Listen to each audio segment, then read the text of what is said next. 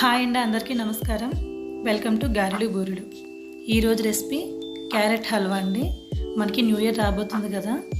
మీరు ఏదైనా స్వీట్ చేయాలనుకుంటే కనుక తప్పకుండా కొత్తగా ఈ క్యారెట్ హల్వాని ట్రై చేయండి. న్యూ ఇయర్ని సెలబ్రేట్ చేసుకోండి. ఈ టేస్టీ హల్వాని ఎలా ప్రిపేర్ చేసుకోవాలో మనం చూద్దాం. వీడియోని స్కిప్ చేయకుండా ఎండ్ వరకు చూడండి. హల్వా కోసం నేను 1/2 kg క్యారెట్ తీసుకున్నానండి. ఇవి హల్వా క్యారెట్ అంటారు.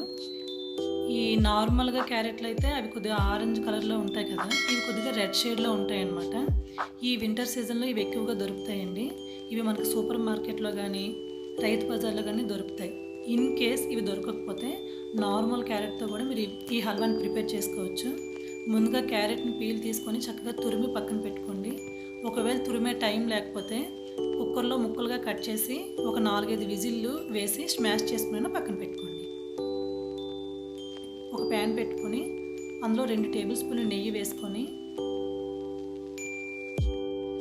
అందులో కొద్దిగా జీడిపప్పు వేసి ఫ్రై చేయండి.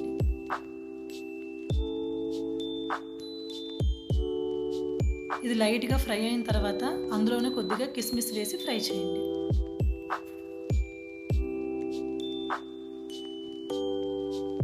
ఇలా ఫ్రై అయిన తర్వాత అవి సెపరేట్గా ఒక బౌల్లో తీసి పక్కన పెట్టుకోండి.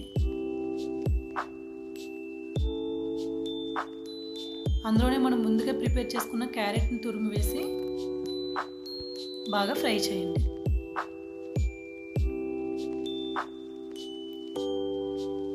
ఈ క్యారెట్ తురుము మనకు ఫ్రై అవ్వడానికి 10 to 15 minutes టైం పడుతుందండి. మీడియం ఫ్లేమ్లో పెట్టి బాగా ఫ్రై చేయండి. 15 minutes తర్వాత మనకి ఈ వీడియోలో చూపిస్తున్న విధంగా మొత్తం వాటర్ మొత్తం పోయిందండి. ఇట్లా బాగా దగ్గరగా ఫ్రై అయిన తర్వాత నేను 1/2 kg క్యారెట్కి 1 లీటర్ పాలు తీసుకుంటున్నాను. మీరు 1/2 లీటర్ కూడా తీసుకోవచ్చు. ఈ పాలు క్యారెట్ బాగా మిక్స్ అయ్యేలాగా కలుపుకోండి. మనం కనీసం ఒక 1/2 hour అనే టైం పడుతుందండి మనకి పాలు క్యారెట్ బాగా ఉడికి దగ్గర పడడానికి. ఎందుకంటే మధ్యలో మనం పంచదార వేస్తాం కదా, పంచదార కరిగిన తర్వాత ఇంకా కొద్దిగా పలచబడి ఇంకా మనకు టైం తీసుకుంటుంది. ఇట్లా మధ్య మధ్యలో మనం కలుపుతూనే ఉండాలండి. బాగా దగ్గరికి అయిన తర్వాత 1 కప్పు షుగర్ వేసుకోండి. అది బాగా మెల్ట్ అవ్వనివ్వండి.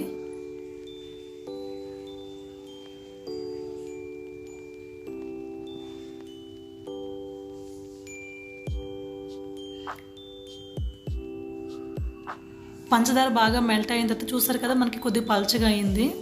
ఇది థిక్గా అయినంత వరకు కలుపుతూనే ఉండండి. ఇది మనం మీడియం ఫ్లేమ్లో పెట్టి బాగా కలుపుకుంటే క్యారెట్ పాలు బాగా ఉడికి టేస్ట్ చాలా బాగుంటుందండి.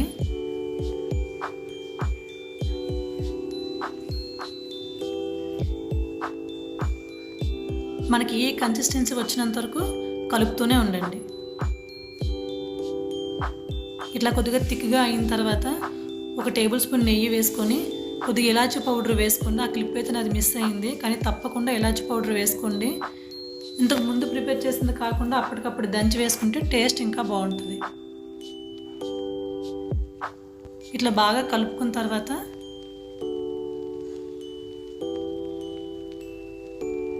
అందులో కొద్దిగా జీడిపప్పు కిస్మిస్ వేసి కలుపుకోవడమే. ఈ డెలీషియస్ స్వీట్ తప్పకుండా మీరు ట్రై చేయండి. ఈ వీడియో కనుక మీకు నచ్చినట్లయితే లైక్ చేయండి, మీ ఫ్రెండ్స్కి రిలేటివ్కి షేర్ చేయండి. మా ఛానల్ని తప్పకుండా సబ్స్క్రైబ్ చేయండి. Thank you for watching.